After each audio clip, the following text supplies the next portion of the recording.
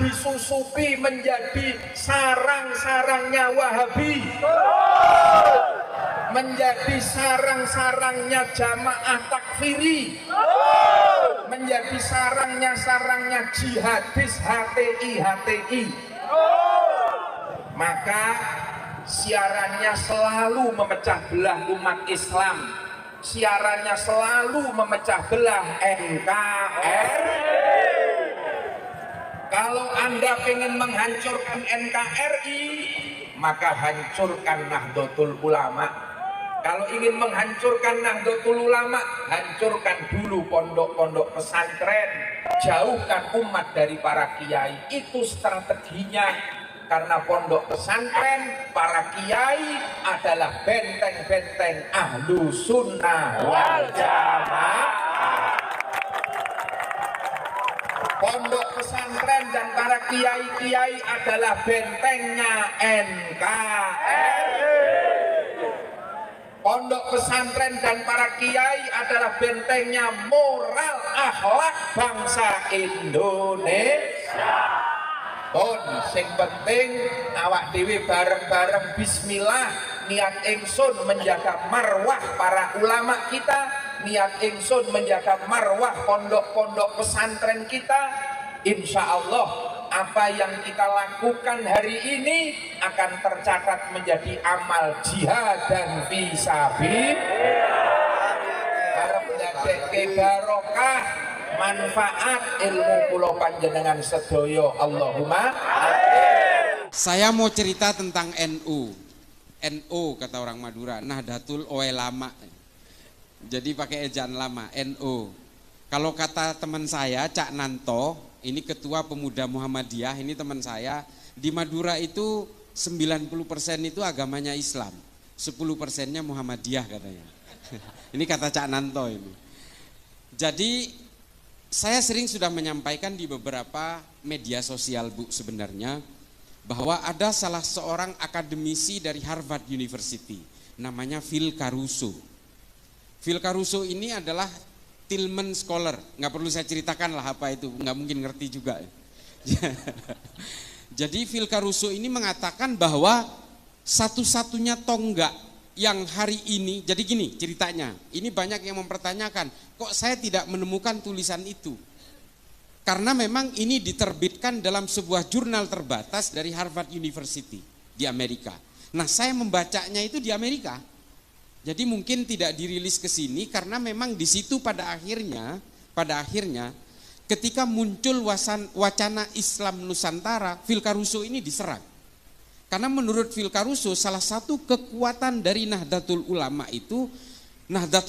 itu adalah satu entitas organisasi Islam terbesar yang percaya bahwa Islam itu bukan alat untuk mengarabkan seluruh umat Islam di seluruh dunia. Ini NU yang percaya itu, makanya kemudian NU itu hidup dengan metamorfosisnya dan diaspora Islam dimanapun di seluruh dunia, dan hidup dengan kebudayaan dan kearifan lokalnya. Jadi kalau Islam di Uzbekistan, Bu, itu budayanya ya budaya Uzbek. Islam di Cina itu budaya yang dipakai adalah budaya kearifan lokal Cina. Suku Hui dan termasuk orang-orang Cina di mana namanya di daerah-daerah provinsi bagian barat Cina, itu kebudayaannya kebudayaan Cina.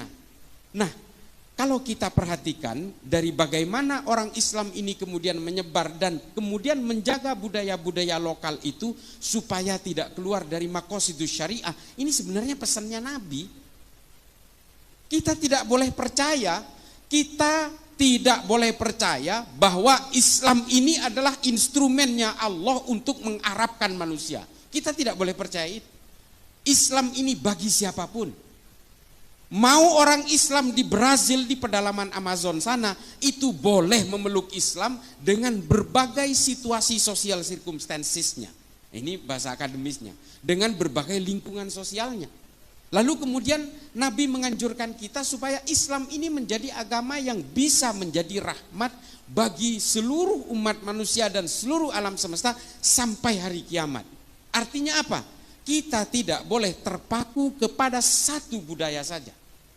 Tidak boleh.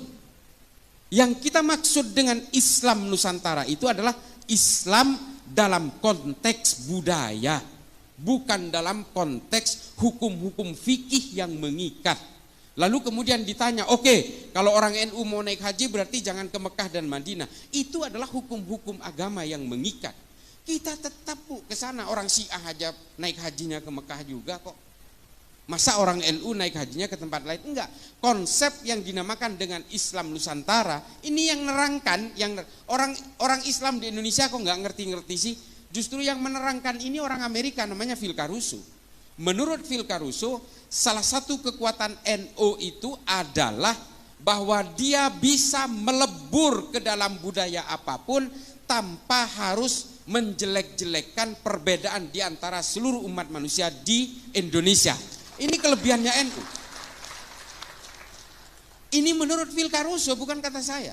Dan kata Phil Caruso juga, NU tidak pernah punya riwayat memberontak dan melawan kepada negaranya sendiri. Coba, ini NU kata Phil Caruso. Makanya kemudian NU itu menjadi satu kekuatan tunggal di Indonesia yang kemudian ada sekoci-sekoci di sekitarnya, ada Muhammadiyah, ada Persis, ada Al-Irsyad. Al-Irsyad zaman dulu bukan yang sekarang. Al-Irsyad yang sekarang udah tercemar. Ini direkam kan? Biar jadi perhatian lah, nggak apa-apa. Al-Irsyad zaman dulu isinya itu adalah para habaib yang tawaddu. Hari ini Al-Irsyad sudah tercemar dengan paham-paham ideologi transnasional yang mengajarkan orang untuk menjahiliahkan orang, membid'ahkan orang dan sebagainya. NU tidak pernah gelisah dengan keimanan orang, Bu. Kita tidak dididik untuk kemudian membenci orang yang berbeda. Kita tidak pernah dididik untuk menjadi seperti itu. Saya lahir di keluarga pesantren, saya lahir dari kalangan Nahdien, hingga hari ini saya tidak pernah diajari untuk membenci, mencaci maki, mencelakai, membinasakan orang lain yang berbeda. Tidak pernah. Nah, itu yang kemudian menjadi kandungan utama dari NU. Nah, kemudian NU ini menjadi tonggak yang sangat penting di negara ini. Kenapa? Nah, ini tinjauan secara empiris dari yang dilakukan oleh Phil Caruso dalam penelitiannya, karena berangkat dari penelitian terhadap Densus. Bapak Ibu sekalian, Phil Caruso mengatakan Densus telah berhasil mengatasi gerakan-gerakan radikal, ekstrim dan teror di Indonesia, tapi tidak bisa ditiru oleh negara lain.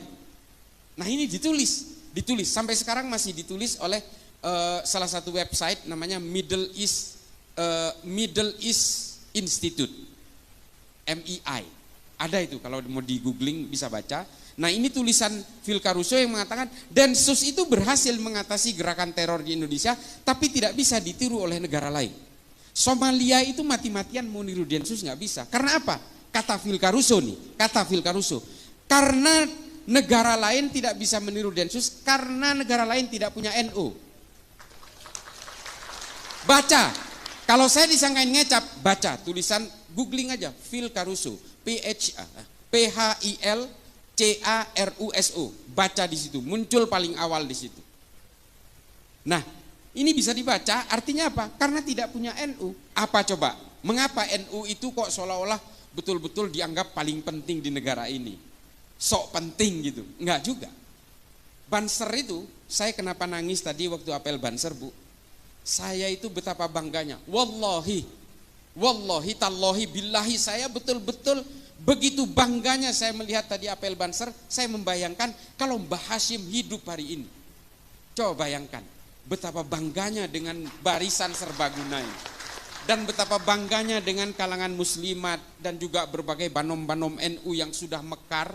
Ketika NU berdiri tahun 1926 itu harus pura-pura membuat acara haulnya Mbah Holil di Surabaya. Ini berdirinya NU tahun 26 itu, sampai harus berpura-pura. Hari ini kita bisa bergerak terbuka, bisa apel di lapangan alun-alun Magelang dan sebagainya.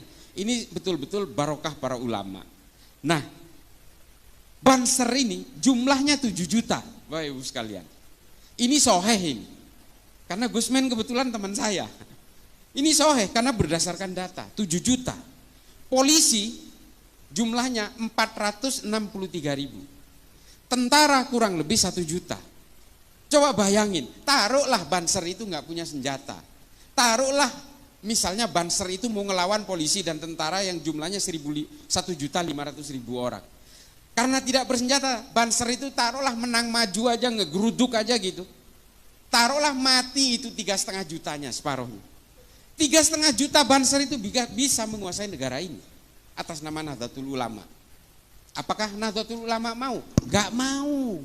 Kita tidak diajari untuk berkhianat terhadap negara ini. Tidak diajari untuk itu. Kelompok lain sudah pernah melakukan pemberontakan, Bu. Kartosuwiryo memproklamirkan diri di Tasikmalaya, negara Islam Indonesia, lalu membentuk Darul Islam, Tentara Islam Indonesia, membentuk kesatuan-kesatuan militer, memberontak pasukan Andi Aziz di Makassar, Karmuzakar di Banjarmasin, dan kemudian melakukan gerakan-gerakan negara Islam Indonesia hingga hari ini. Dan kemudian pecah menjadi JI, JAD, JAK, JAT, JAS, MMI, MIT, MIB, NII, Khilafatul Muslimin. Ini semua pecahan negara Islam Indonesia yang ingin memberontak kepada negara Indonesia dan menjadikan Indonesia negara agama. Apakah ini pernah dilakukan NU? Tidak pernah. Padahal NU itu adalah organisasi terbesar. Bansernya aja 7 juta. Belum kalangan Nahdliinnya. Coba bayangin, begitu gampangnya kita menguasai. Dan ketika para ulama merumuskan bagaimana negara ini harus bergerak ke depan, membuat satu filosofi Gronslah, filosofi dasar dari negara kita, NU bisa saja mengintimidasi semua ulama dan tokoh nasionalis pada waktu itu untuk menguasai negara ini. Tapi para ulama NU tidak mau melakukan itu. Ulama-ulama NU merekrut berbagai tokoh agama, nasionalis dan berbagai organisasi dari Muhammadiyah dan sebagainya untuk merumuskan bersama-sama bagaimana kita ke depan supaya kita tadi tidak saling gontok-gontokan. Lalu kemudian diputuskan sebuah al-asobiyah. Ini kata Ibnu Khaldun, Bu, dalam Al-Muqaddimah. Para ulama kita ini nggak bego, nggak bodoh. Beliau itu membuat rumusan bersama itu berdasarkan rujukan pemikir-pemikir Islam abad pertengahan. Namanya Ibnu Khaldun, namanya Abu Bakar Ahmad Ad-Dinawari. Ada kitab namanya Al-Mujalasah wa Jahirul Ilmi yang membahas tentang bagaimana membela negara. Dan kemudian merumuskan Pancasila dengan Bhinneka Tunggal Ika, yang kemudian setelah kita teliti hari ini ternyata terilhami dari tulisan Ibnu Khaldun dalam Al-Muqaddimah pada abad ke-13. Coba, ulama kita ini nggak begitu aja memikirkan itu. Oh, kemudian kalau kita berpikir hari ini al-asobiyah itu adalah Pancasila, ya itulah hasil rumusan para ulama. Karena dulu Nabi ketika menguasai Madinah, beliau langsung membuat satu piagam Madinah sebagai tonggak kesepakatan bersama antara suku Aus dan suku Hazrat, pribumi dan pendatang yang kemudian disatukan dalam Muhajirin dan Ansor, dan menyatukan orang-orang Nasrani dan orang Yahudi menjadi satu entitas bersama bernama negara Madinah dengan piagam Madinah. Piagam Madinah ini mengatur apa? Mengatur hak dan kewajiban yang sama antara orang-orang yang berbeda, ya. Lalu kemudian mengatur juga semua bahwa manusia siapapun di Madinah, harkat dan martabatnya harus semuanya diakui tanpa melihat latar belakangnya, suku maupun agamanya. Nah, dari sini kemudian memecah dua pemikiran tadi yang saya sebutkan. Abu Bakar Ahmad Ad-Dinawari menulis Al-Mujalasah wa Jahirul Ilmi, merumuskan itu. Artinya apa? Membela negara itu adalah hukumnya wajib. Ini juga yang kemudian oleh Mbah Hashim ditekankan kepada kita, kita semua adalah fardhu ain dalam membela negara. Ini semua sanadnya mengalir dari Kanjeng Nabi. Lalu kemudian ada seorang mu'allaf tiba-tiba ujuk-ujuk umur 40 mengenal Islam, namanya Felix Yao, mengatakan membela tanah air tidak ada dalilnya dalam Islam. Saya katakan sedikit kasar, ini goblok namanya. Salah satu korban perang Uhud itu namanya Mukhairik, orang Yahudi. Hanya 2 kitab sejarah yang menerangkan Mukhairik ini sudah memeluk Islam ketika ikut perang Uhud, tapi 8 diantaranya yang lain mengatakan dia masih Yahudi. Mukhairik ini adalah seorang pemuka agama Yahudi, kalau di Yahudi itu namanya rabi. Dia adalah seorang rabi. Perang Uhud itu terjadi hari Sabtu. Karena hari Sabtu, Mukhairik ini dilarang oleh keluarganya. Kamu ini hari ini adalah hari Sabat. Orang Yahudi tidak boleh keluar rumah. Tapi Mukhairik mengatakan, saya harus membela Nabi karena selama ini Nabi telah melindungi kita. kaum minoritas seperti kita dilindungi oleh Nabi, maka ketika Nabi berperang saya harus ikut.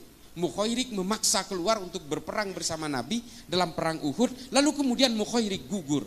Tapi sebelum Mukhairik berangkat ke perang Uhud, Mukhairik meninggalkan catatan fatwa waris kepada keluarganya bahwa 3 kebun kurma dan 51% dari 51 bagian dari seluruh harta saya, kalau saya mati di perang Uhud, serahkan kepada Nabi.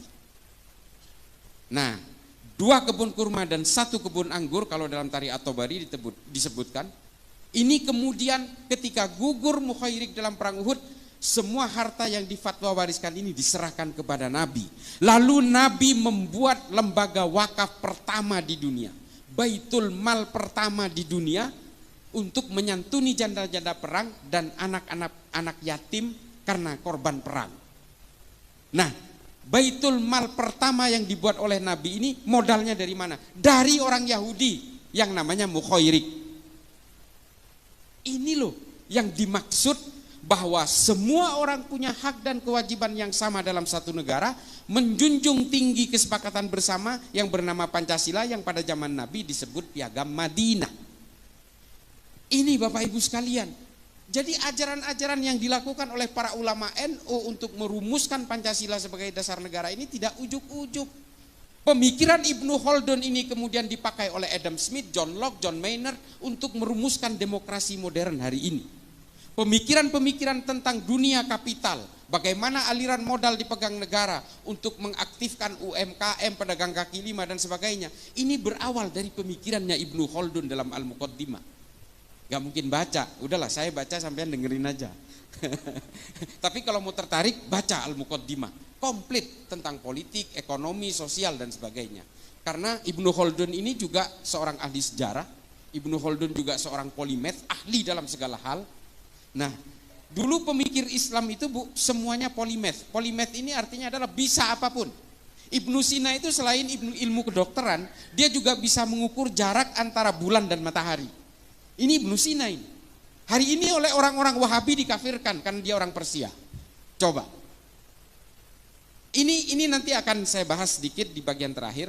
Lalu kemudian Al-Khawarizmi, orang Persia yang juga hari ini dikafirkan. Dia yang menciptakan angka 0 dalam matematika. Namanya Al-Khawarizmi, orang Islam Bu. Yang menciptakan kamera di HP ini, itu orang Islam pertama kali menulis dalam sebuah kitab namanya Al-Haya. Al-Hayah ini tidak dihargai di Arab, kemudian dibawa ke Jerman, lalu kemudian dirumuskan di Jerman, sehingga yang kita kenal hari ini yang menciptakan lensa pertama itu orang Jerman. Itu orang Islam semua. Ya tapi jangan salah juga Bu, yang menciptakan ateisme pertama kali, orang yang tidak percaya Tuhan, itu juga orang Islam juga. Jadi keilmuan dalam Islam itu kemudian berkembang dalam berbagai hal, dalam sains, dalam sejarah, ekonomi, filsafat dan sebagainya. Kita ada Tabrizi, Rumi, Imam Ghazali, Ibnu Rushd, kita mengenal tahafud al-falasifah, tahafud at-tahafud, fihi ma fihi. Ini adalah karya-karya monumental para pemikir Islam pada zamannya. Tapi ada juga orang-orang Islam yang mengeluarkan pemikiran-pemikiran ateis. Abul A'la Al-Ma'arri, Abu Bakar Razi, Al-Mukaffa. Ini semua adalah pemikir-pemikir awal yang kemudian pemikirannya dibawa ke Eropa, dirumuskan oleh Darwin, oleh Feuerbach, oleh Ernest Bloch, oleh Karl Marx dan sebagainya. Tapi kemudian 3 orang ini menjadi murtad. Mati dalam keadaan murtad. Yang 2 dipenggal, yang 1 mati karena sakit. Abul A'la Al-Ma'arri ini mati dalam umur 91 tahun karena pemikiran-pemikirannya akhirnya dia terasing. Dan yang kedua dipenggal lehernya karena dianggap murtad, karena mengeluarkan pernyataan dalam bukunya Az-Zulumiyah namanya, itu tidak percaya Tuhan dan tidak percaya Nabi. Nah ini nggak usah kita ikutin, saya hanya cerita aja bahwa bagaimana keilmuan dalam Islam itu berkembang pada abad pertengahan itu, yang kemudian mengilhami berbagai pemikir-pemikir Islam hari ini. Persoalannya kemudian adalah keberagaman kita di Indonesia ini menjadi persoalan ketika muncul aliran-aliran baru, kelompok-kelompok baru demi kepentingan-kepentingan politik. Nah ini Bu, soal politik inilah yang memporak-porandakan semua agama. Semua agama hancur lebur dan terpecah belah menjadi sekte-sekte dan aliran-aliran karena kepentingan-kepentingan politik. Islam terpecah belah karena politik. Orang Islam membunuh Sayyidina Utsman, Islam membunuh Sayyidina Ali, membunuh Sayyidina Hasan, Sayyidina Husain, terlibat dalam perang sesama orang Islam, perang Jamal, perang Siffin, perang Hurrah, perang Nahrawan, perang Zab. Ini perang sesama orang Islam karena apa? Karena persoalan-persoalan politik. Di dalam Kristen juga karena persoalan politik memecah belah Kristen, pecahnya Katolik dan Protestan juga karena persoalan politik. Perang 30 tahun membunuh 8 juta orang Kristen di Eropa. Perang di Arab Saudi ketika terjadi pepecahan keluarga Ibnu Saud dan keluarga Ibnu Rashidin juga karena persoalan politik membunuh 13.000 muslim di Saudi Arabia. Dan perang-perang yang lain yang membunuh puluhan ribu orang muslim, para sahabat dibunuh oleh sahabat yang lain dalam perang Hurrah, keturunan Nabi dengan keturunan Nabi yang lain, dzurriyyah dengan dzurriyyah saling berperang dalam perang Zab untuk kepentingan-kepentingan politik. Kepentingan-kepentingan politik inilah kemudian yang memecah belah kita hari ini. Ada dua kelompok Wahabi Salafi. Ini saya selalu bawakan, ini saksinya dari Densus. Kami ini senantiasa bertemu dengan tangkapan-tangkapan teroris, Bu. Sama pemahamannya, ziarah kubur haram, musik haram, ini haram, wayang haram, haul haram, tahlilan haram, semua diharamkan. Kalau hari ini masih ada orang-orang Wahabi Salafi yang masih sejuk-sejuk, itu awal-awal aja. Produk akhirnya nanti jadi teroris juga. Karena semua diharamkan, semua musuh, semua kafir, semua takfir, dan semuanya orang-orang jahiliyah. Aswaja itu diplesetkan menjadi warisan jahiliyah, aliran sesat warisan jahiliyah. Ini di mata mereka. Padahal di kita Aswaja itu adalah Ahlus Sunnah wal Jamaah. Nah, ini ada teman saya dari Gus Ulil dari Wonosobo, Gus Ulil Albab. Ini dari Batsul Masailnya Nahdlatul Ulama. Ini teman saya baru lihat, sorry. Ustaz. Jadi ini semua kemudian yang memporak-porandakan kita. Belum kita bicara tentang Hizbut Tahrir, Bu, dengan agenda khilafah dan sebagainya. Belum kita berbicara tentang Ikhwanul Muslimin. Ikhwanul Muslimin ini yang justru paling bahaya. Saya katakan bahaya kenapa? Pak, saya ini sudah berkali-kali ke Mesir. Saya sudah berkali-kali ke Afrika. Saya sudah berkali-kali ke Asia Selatan. Saya sudah membuat riset, studi banding dan sebagainya. Yang paling berbahaya ini kenapa saya katakan Ikhwanul Muslimin? Karena ubudiyah dan amaliannya hampir mirip dengan kita. Mirip dengan orang-orang Nahdien, mereka juga maulidan, mereka juga ziarah kubur, mereka juga datang ke haul, mereka datang ke tahlilan, sama Pak. Sama-sama Asy'ariyah, sama. Konsep tauhidnya sama, konsep akidahnya mirip. Apa yang kemudian membuat berbeda antara orang Ikhwanul Muslimin dan Nahdien? Cita-cita politiknya berbeda. Itulah mengapa, ini mohon maaf, silahkan berbeda pandangan, nanti silahkan konfirmasi ke saya. Mengapa saya selalu melawan fatwa-fatwa dari Ustadz Abdus Somad? Mengapa saya melawan itu? Karena satu, dia tetap mengglorifikasi khilafah. Yang dikutip adalah dari perkataan Imamul Hakim dalam Al-Mustadrak ala Sahihain. Saya udah baca juga kitabnya. Sama Pak, kita udah pelajari juga. Dan ini dihantarkan kepada orang-orang awam seolah-olah kita wajib bercita-cita menegakkan khilafah. Ini yang dijadikan kutipan adalah kitabnya Al-Mustadrak ala Sahihain. Saya udah baca juga. Mengapa saya katakan ini salah? Rujukan ini, Imamul Hakim menulis Al-Mustadrak ala Sahihain ini ketika dia sudah pikun. Makanya Az-Zahabi mengatakan ini tidak boleh dijadikan rujukan. Karena apa? Imamul Hakim terpengaruh oleh kekuatan-kekuatan politik pada zamannya. Gak boleh dijadikan rujukan. Lalu kemudian yang kedua yang saya lawan dari fatwanya UAS adalah dia menghalalkan dan menganggap jihad istishhadiyah kepada orang yang melakukan bom bunuh diri di Palestina. Bom bunuh diri ini tidak ada jihad-jihadnya Pak. Bunuh diri ya bunuh diri aja. Yang kedua, perang Palestina dan Israel bukan perang agama. Ini perang politik. Kalau ini perang agama, orang Islam di Arab sudah ikut berperang bersama-sama Pak. Enggak ada satupun. Bahkan Arab Saudi, Mesir, dan Turki bersahabat dengan Israel. Mengapa bisa begini? Karena ini perang politik. Dan perang di Israel itu terjadi ribuan tahun sejak zaman Islam belum ada. Sejak zaman Islam belum membentuk menjadi satu agama di Mekah.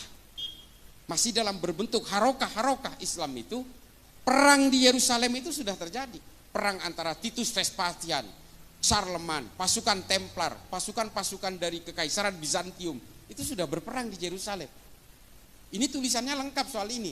Ada seorang Yahudi dan juga seorang Islam yang menulis tentang kehidupan perang di Baitul Maqdis ini. Namanya Simon Sibek Montefiore. Silakan baca. Artinya perang antara Palestina dan Israel ini bukan hanya terjadi hari ini, sudah terjadi berabad-abad yang lalu. Jauh sebelum Islam itu membentuk menjadi sebuah agama di Mekah. Ini loh, makanya saya selalu tantang semuanya ini, orang-orang yang masih mengglorifikasi Ikhwanul Muslimin ini, udahlah nggak usah pura-pura lah.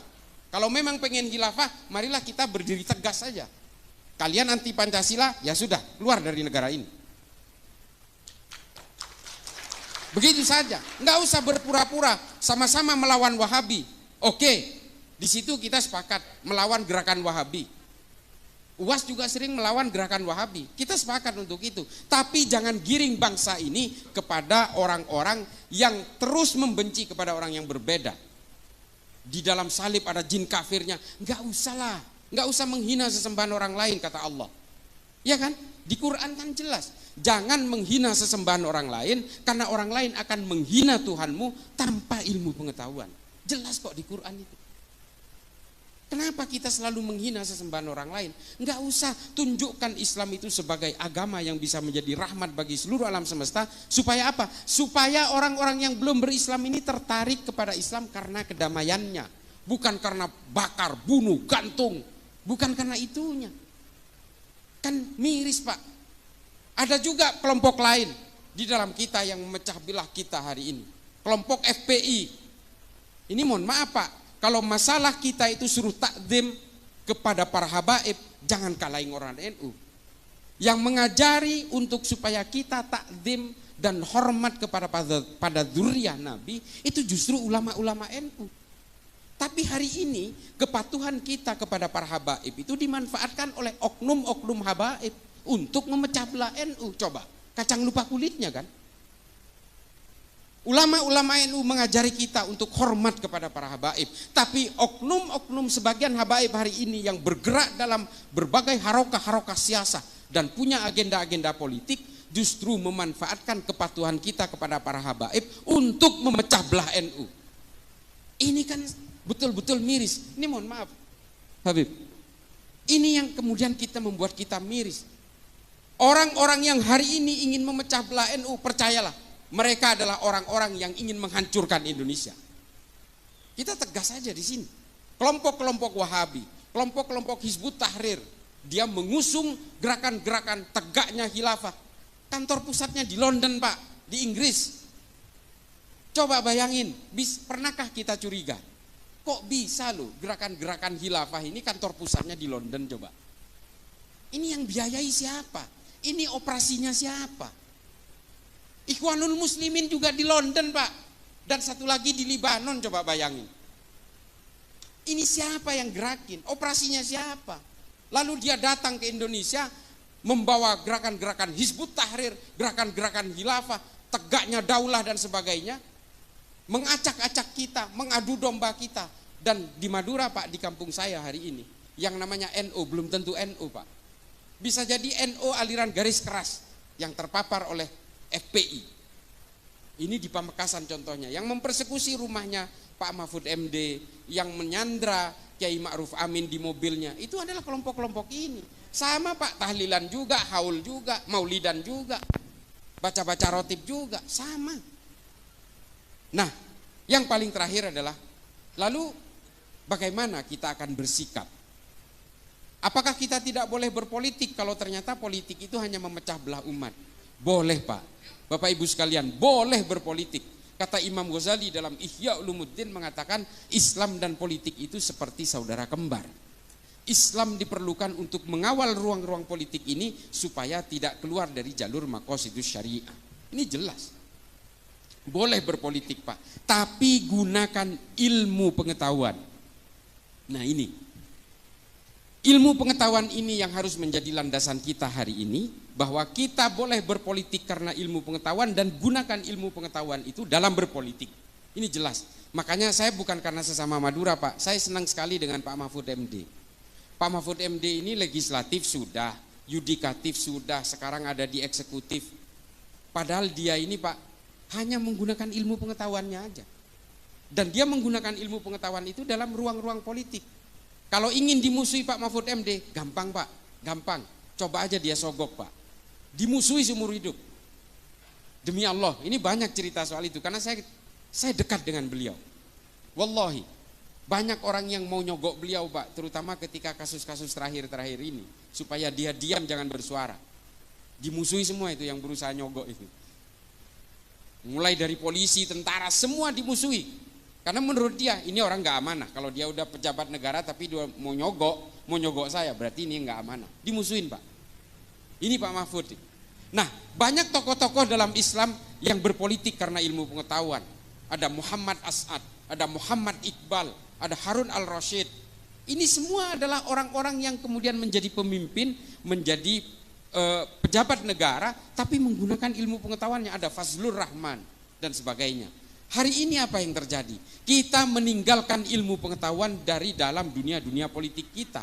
Yang terjadi adalah apa? Ambisi-ambisi kekuasaan. Sehingga apa? Ketika ambisi kekuasaan ini dipaksakan untuk hidup dalam negara itu atas nama agama, yang terjadi adalah apa? Upaya membuat gerakan-gerakan revolusioner. Karena apa? Kita terilhami oleh para pemikir-pemikir politik dalam Islam seperti Muhammad Qutb, Said Qutb dan sebagainya. Hasan al-Banna, ini yang kita ilhami hari ini. Sehingga apa yang kita lahirkan hari ini? Abu Bakar Ba'asyir, Oman Abdurrahman, Abu Bakar al-Baghdadi, Osama bin Laden, ini Aiman al-Zawahiri. Ini yang kita lahirkan hari ini. Kita tidak lagi melahirkan Ibnu Sina, Al-Farabi, Al-Kindi, Al-Khawarizmi, Tabrizi, Rumi, Imam Ghazali. Kita tidak lagi Ibnu Khaldun. Kita tidak lagi melahirkan mereka-mereka ini semua. Yang kita lahirkan adalah orang-orang yang mengglorifikasi kekerasan, pembunuhan, perang dan sebagainya. Upaya-upaya revolusi, gerakan-gerakan toli'ah. Nah, ini kan miris Pak. Islam itu pernah berjaya karena ilmu pengetahuan, bukan karena politik. Itu lihat di YouTube saya dengan Bang Akbar Faisal. Saya bisa buktikan itu semua secara empirik dan historik. Kita tidak pernah berjaya dalam dunia politik. Kalau kita berjaya dalam dunia politik, sampai hari ini mungkin politik Islam sudah berjaya di mana-mana. Tidak Pak. Di Granada tumbang abad ke-14. Kekhalifahan Turki Utsmani tumbang 1924. Dan akhirnya yang terjadi apa hari ini? Monarki-monarki di negara Arab yang masih mengatasnamakan Islam. Padahal semua itu adalah untuk kejayaan keluarganya mereka. Kejayaan dinasti-dinasti. Ini bukan politik Islam, ini politik keluarga aja. Seperti Ibnu Saud, di Qatar, Kuwait, ini kan keluarga semua. Nah, ini kan mulkan-mulkan yang sebenarnya hanya mengatasnamakan Islam, tapi sebenarnya nggak Islami juga. Orang-orang dari kerajaan-kerajaan Kuwait, Qatar dan sebagainya, kalau ke Eropa, mereka pakai bikini juga Pak. Bu, mereka pakai bikini juga, ya artinya mengumbar aurat juga. Sama, karena mereka memang tidak Islami, ini adalah kekuasaan-kekuasaan politik. Makanya Islam ini hanya bisa dijayakan sama seperti ketika Baitul Hikmah di Baghdad, ketika Baghdad menjadi epicentrum peradaban dunia. Mari anak-anak kita rangsang untuk memajukan ilmu pengetahuan dalam Islam, belajar semua keilmuan dalam Islam yang sangat ini seperti samudra Bu. Saya ini sampai sekarang Bapak Ibu sekalian, saya itu baca buku itu 1000 halaman per bulan. Ini ada ajudan saya ini. Saya itu di mobil, di rumah, di kantor kadang-kadang, di pesawat, saya selalu baca buku. Karena saya meyakini dengan membaca buku, saya bisa menularkan kepada generasi-generasi berikutnya. Islam ini kalau menjauh dari ilmu pengetahuan dan hanya mendekat kepada kekuasaan-kekuasaan politik, pada akhirnya Islam ini tidak akan menarik. Yang membuat orang menarik itu adalah ilmu pengetahuan. Orang cinta kepada Islam karena Ibnu Sina banyak. Pemikiran Ibnu Sina dalam ilmu anatomi tubuh dipakai sampai sekarang. Angka 0 dalam matematika yang dikeluarkan Al-Khawarizmi dipakai sampai sekarang. Coba, ilmu-ilmu aljabar dan sebagainya. Pemikiran-pemikiran Ibnu Sina tentang astronomi, tentang astrologi dan sebagainya, ini dipakai sampai sekarang. Ilmu tentang biologi, tumbuh-tumbuhan, ini ditulis dalam kitab An-Nabat oleh Abu Bakar Ahmad Ad-Dinawari. Sampai sekarang dipakai. tentang ordo klasifikasi tumbuh-tumbuhan. Ini dari Islam semua, Bu, Bapak Ibu sekalian. Makanya kembalikan kejayaan Islam ini lewat ilmu pengetahuan. Kalau dengan politik kita hanya bermimpi tentang perang, bagaimana melakukan proses negosiasi politik di tingkat elit, bagaimana berbagi konsesi kekuasaan dan sebagainya. Enggak jauh-jauh dari situ. Dan ketika satu negara itu dikuasai oleh kelompok Islam, percayalah nanti akan berperang dengan sesama kelompok Islam. Di Afghanistan sudah terjadi, Bu. Taliban menguasai atas nama Islam, tapi kemudian muncul musuh dari aliansi utara, muncul musuh dari ISIS Khorasan. Karena selalu begitu, Bu. Kekuasaan yang mengatasnamakan agama pada akhirnya terjebak dalam firqoh-firqoh yang berbeda-beda, kelompok-kelompok yang berbeda. Karena apa? Dari tafsir-tafsirnya di Islam itu sudah berbeda-beda. Dari mazhab sudah berbeda-beda, dari manhaj sudah berbeda-beda. Makanya ketika kelompok Islam itu menguasai satu panggung politik, biasanya perpecahan terjadi. Yang satu ingin begini, yang satu ingin begitu. Pada akhirnya apa? Yang satu semua ingin diakomodasi, perang satu sama lain sesama Islam. Ini sudah terjadi. Sunni dan Syiah itu pecah karena persoalan politik. 1400 tahun belum selesai permusuhannya sampai hari ini. Nah, jadi Bapak Ibu sekalian, kalau ingin memajukan Islam, rangsang anak-anak kita, cucu-cucu kita untuk belajar tentang ilmu pengetahuan, tentang basis-basis era digital segala macam. Algoritma digital, algoritma berbagai pemikiran-pemikiran yang bersifat lebih ke depan, visioner ke depan. Ini berikan kepada anak-anak kita. Demikian, mudah-mudahan nanti bisa ada tanya jawab. Ini mudah-mudahan bisa menjadi manfaat bagi saya pribadi yang fakir ilmu ini, dan juga bisa bermanfaat bagi Bapak Ibu sekalian. Akhiran, ihdinas siratal mustaqim, wallahul muwafiq ila aqwamit thoriq. Wassalamualaikum warahmatullahi taala wabarakatuh. Waalaikumsalam warahmatullahi wabarakatuh. Masya Allah, daging banget gitu ya ngajinya ya Gus. Masya Allah, luar biasa sekali. Dan mungkin ada kesempatan kita untuk sesi tanya jawab dulu. Mungkin satu atau dua Gus berkenan untuk bisa menjawab pertanyaan dari para jamaah pada yang berkesempatan kali ini telah hadir. Siapa yang mau tanya kepada Gus Islah? Ada mungkin mbak-mbaknya ya? Oke, bisa.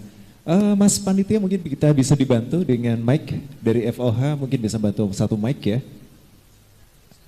Oke, yang putri ditahan dulu ya. Yang putra sekarang, ada nggak nih yang putra mau tanya? Ya, mana? Oh Bapak ya, oke Bapak ada pertanyaan, baik. Ada dua pertanyaan, yang berkesempatan kali ini akan disampaikan. Baik, terima kasih. Iya, baik. Mungkin bisa merapat ya. Oke. Iya, yang ibunya dulu.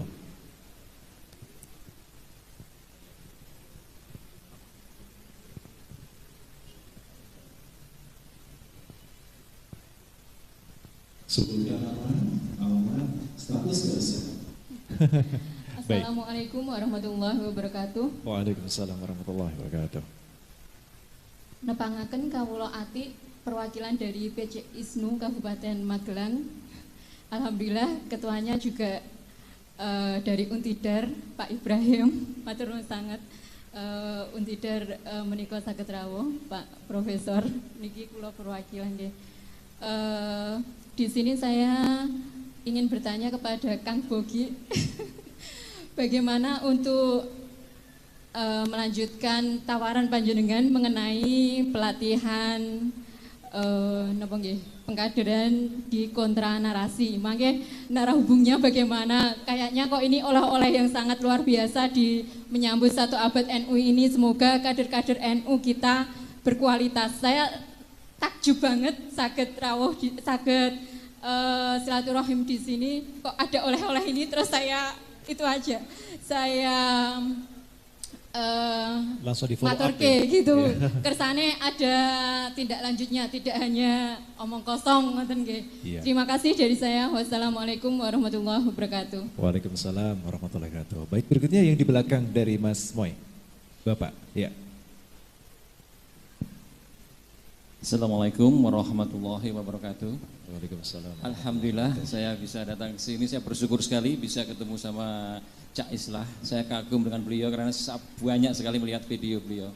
Alhamdulillah. Dan seperti yang dikatakan Pak Buki tadi, kontra narasi itu sebetulnya juga bermasalah buat kami yang sering melakukan kontra narasi di grup-grup WA ataupun grup-grup lainnya, yang itu juga menyebabkan kami itu jadi seakan dimusuhi sama mereka, karena yang melakukan kontra narasi itu sangat sedikit dibanding orang-orang yang menyebarkan hoaks dalam grup. Salah satunya cara saya menjawab adalah menggunakan kalimat-kalimat dari Cak Islah. Kalau itu belum jelas, saya kirimkan videonya secara utuh, dan itu pun belum bisa diterima. Akhirnya terjadi permusuhan yang keras sampai datang ngonek-ngonek. Itu terjadi. Ya, itu mungkin juga karena yang pingin melakukan kontra narasi itu berpikiran alah gitu aja kok repot nengke wae. Nah, sebetulnya kelemahan dari kita khususnya warga NU itu untuk melakukan kontra narasi itu mungkin berpikir ngene iki wis ayem. Atau mungkin juga bahan ilmu untuk menjawab itu juga kurang, karena kemungkinan mereka itu banyak yang terlatih, yang didoktrin sama ustadz-ustadz mereka di mana pengajian yang mereka ikuti itu banyak ilmu yang digunakan untuk mereka melakukan penyerangan-penyerangan terhadap pemerintah ataupun Islam yang tidak sepaham dengan pemikiran mereka. Ya, pertanyaannya Bapak mohon izin. Yang jadi pertanyaan saya, seakan-akan kenapa kok sekarang banyak pengajian yang menyebarkan doktrin-doktrin yang saya anggap itu memusuhi Islam yang tidak sepaham dengan mereka, memusuhi pemerintah, itu kok seakan-akan tetap berjalan dengan tenang. Khususnya adalah yang di lingkungan universitas. Saya banyak bertemu dengan anak-anak yang dulunya dia itu rajin mengikuti pengajian saat kuliah. Setelah selesai kuliah itu jadi orang yang keras. Nah, apakah benar Pak untuk pengajian-pengajian di lingkungan universitas yang keras-keras itu memang didiamkan saja, ataukah ada trik lain untuk menghambat mereka untuk menyebarkan ajaran-ajaran yang melawan pemerintah ataupun menjelek-jelekan aliran yang tidak sepaham dengan mereka gitu. Ya. Itu aja. Assalamualaikum warahmatullahi wabarakatuh. Waalaikumsalam warahmatullahi wabarakatuh. Ya, cukup dua saja terlebih dahulu ya, karena waktu saya terbatas. Kami persilakan kepada Gus Islah atau Kombes Pol Bogi. Terima kasih Ibu. Untuk program kontra narasi, gambaran saya, kami aja yang di Sulawesi Tengah, di Poso masih ada lagi daerah yang masuk lagi kabupaten. Itu aja kita kirim. Apalagi yang ada di Magelang. Ya, kita hanya 5 jam saja dari kantor kami. Nanti silahkan catat nomor saya, nanti habis ini kita diskusi kira-kira nanti modelnya bagaimana. Apakah kemudian dari PCNU atau mungkin dari para pondok pesantren, kita siap untuk menghadirkan tim kita. Untuk yang tadi mahasiswa Pak, tadi sudah saya sampaikan juga bahwa radikalisasi itu tidak hanya terjadi di lingkungan masyarakat, tapi di lingkungan dunia pendidikan. Banyak mahasiswa yang kemudian terpapar dalam hal pemikiran, ya, dan bahkan mahasiswa kemudian menjadi pelaku teror, dia ahli bom yang kemudian ditangkap di wilayah Sulawesi Tengah, itu dari mahasiswa dari salah satu universitas terkemuka di Indonesia. Ya. Jadi memang radikalisasi yang kemudian dibawakan oleh kelompok misalnya HTI itu banyak merambah ke dunia pendidikan. Bahkan dalam rilis terakhir dari BNPT kalau tidak salah ada indeks radikalisasi anti Pancasila itu di beberapa universitas itu ada, termasuk universitas negeri itu ada juga. Nah, ini menjadi garapan kami sekarang. Ya, bagaimana kemudian kita bisa menangkal, mencegah radikalisasi yang terjadi di lingkungan mahasiswa. Karena ini berbahaya Pak. sangat berbahaya, di mana sebenarnya otak-otak mahasiswa yang produktif untuk membangun negara ini ternyata hanya dicokoki oleh doktrin yang kemudian mereka ingin jalan singkat untuk menjadi seorang mukmin ya dalam kacamata mereka. Sehingga apa? Salah satunya adalah ya mengkafirkan sistem yang ada di negara ini, sistem pemerintah ya, kita togut dan sebagainya, yang akhirnya nanti tujuan utama adalah mereka bagaimana bisa menyongkong adanya khilafah yang ada di Indonesia, yang kemudian ini bisa membahayakan negara ini kalau kemudian dari lingkup pelajarnya, mahasiswanya yang produktif sebenarnya untuk membangun bangsa itu kemudian terpapar oleh virus yang namanya virus radikalisme ini. Begitu Pak. Ya, sekali lagi itu ada Pak, dan itu sedang menjadi perhatian khusus dari negara terkait penyebaran radikalisme di lingkungan kampus atau mahasiswa. Terima kasih. Baik, terima kasih ya. Baik, mungkin Gus Islam mau menambahkan sedikit saja.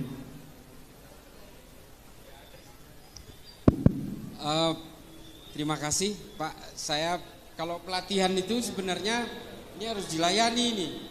Ini ada kontra narasi. Nah, biasanya kalau ada training tentang algoritma digital ya, Mas Bogi istilahnya, itu biasanya juga dikasih bantuan device biasanya ya, gadget satu, handphone apa gitu untuk mengglorifikasi berbagai ideologi kebangsaan. Nah, menyikapi berbagai konten yang ada di media sosial, Bapak Nyun Sewu, ini memang menjadi satu persoalan yang sangat nasional hari ini. Satu, karena memang Kominfo ternyata tidak bisa berbuat apapun. Entah mereka tutup mata atau ada satu sistem yang kemudian leaking di dalam, sehingga berbagai konten itu sebenarnya sangat mudah secara digital untuk di block out. Bisa sekali, sangat mudah. Apalagi hanya men-take down salah satu akun misalnya yang selalu menyebarkan hoax dan ajaran-ajaran nggak benar.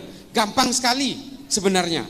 Cuma memang ada beberapa platform yang harus bersurat kepada platform pusatnya di Amerika atau di Rusia. Tapi ada beberapa platform yang sangat mudah. Cuma masalahnya memang ada beberapa kelompok tertentu di Kominfo ini yang kemudian menjadi benalu di dalamnya, yang seolah-olah ada pembiaran di situ. Saya bisa bersaksi soal ini, karena ini salah satu kerjaan saya adalah mondar-mandir dari Kominfo. Hampir setiap minggu kita mondar-mandir ke Kominfo hanya untuk melaporkan konten itu. Dan kemudian mandek di salah satu lantai itu aja. Selalu begitu. Ini mohon maaf, saya harus terbuka soal ini. Karena ini adalah keluhan kami juga.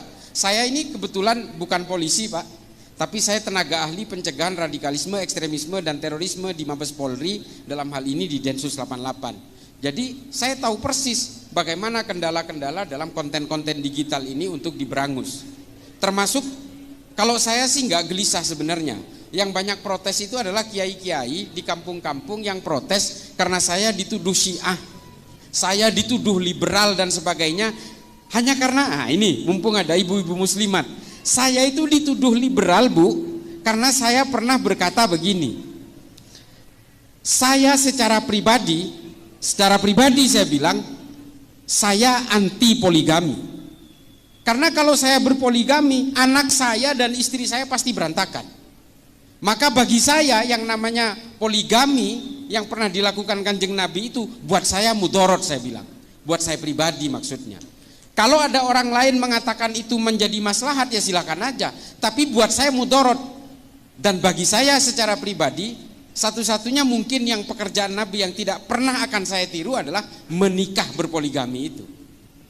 Nah, gara-gara ngomong begini, padahal saya ngomongnya itu pribadi. Maksud saya pribadi tidak akan mungkin berpoligami dan saya anti poligami. Saya kesian anak saya kesian istri saya cinta kepada istri saya. Oke, dalam soal harta saya bisa berbagi adil dengan istri saya. Tapi kalau soal perasaan kan nggak bisa dibuat adil seadil-adilnya.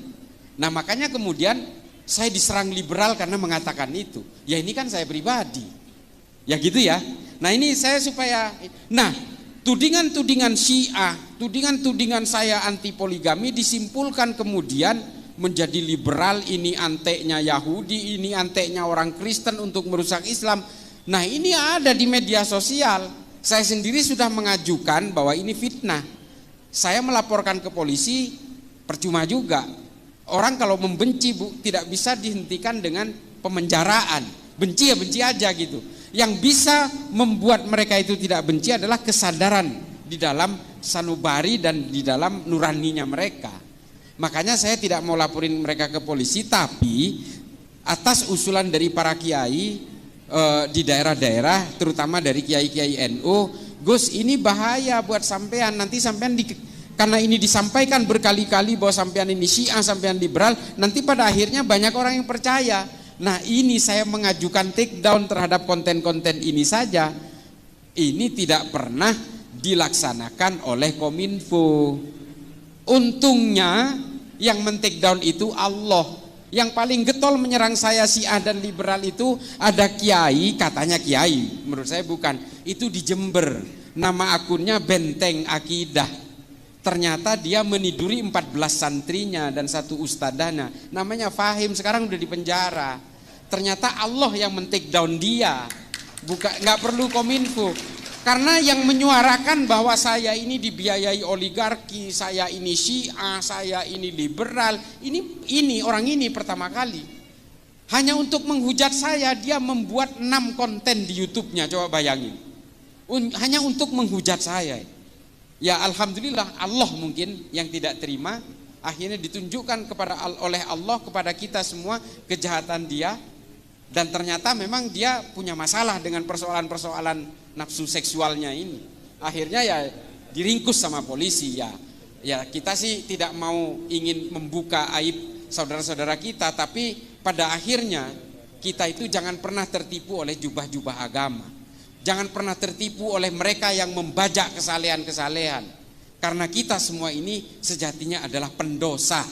Kita semua ini adalah pendosa. Yang tidak punya dosa itu hanyalah nabi. Jangan kemudian kita merasa paling suci dan kemudian kita merasa berhak untuk menghakimi orang lain bahwa orang lain pasti masuk neraka, kita pasti masuk surga. Janganlah. Jangan pernah menyerobot hak-hak Allah dalam menentukan penghakiman dan juga menentukan siapa kafir, siapa bukan kafir. Jangan serobot. Udahlah, kita ini hidup biasa aja, kita beribadah kepada Allah, kita menjunjung tinggi kemanusiaan dan kedamaian, mari majukan Islam dengan ilmu pengetahuan. Sederhana, itu aja. Terima kasih, terima kasih. Mohon maaf, perkenalkan saya Islah Bahrawi.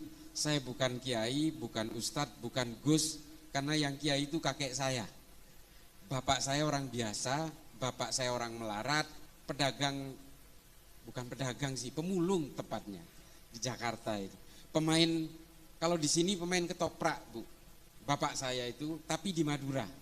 Di Madura itu namanya panjak, sejenis ketoprak kalau di sini apa campur sari gitu. Nah itu bapak saya.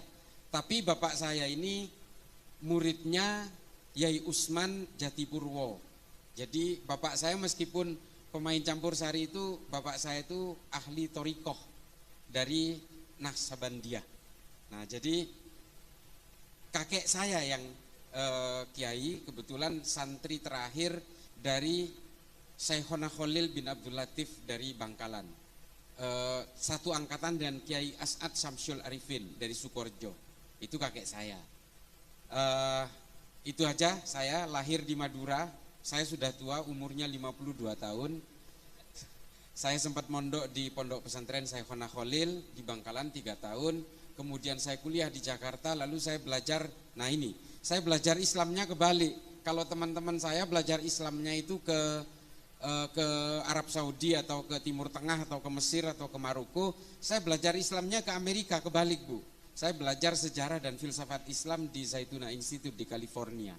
Jadi campur aduk, tapi insya Allah saya tetap Ahlus Sunnah wal Jamaah dan sejak lahir insya Allah sampai saya mati tetap Nahdiyin sejati.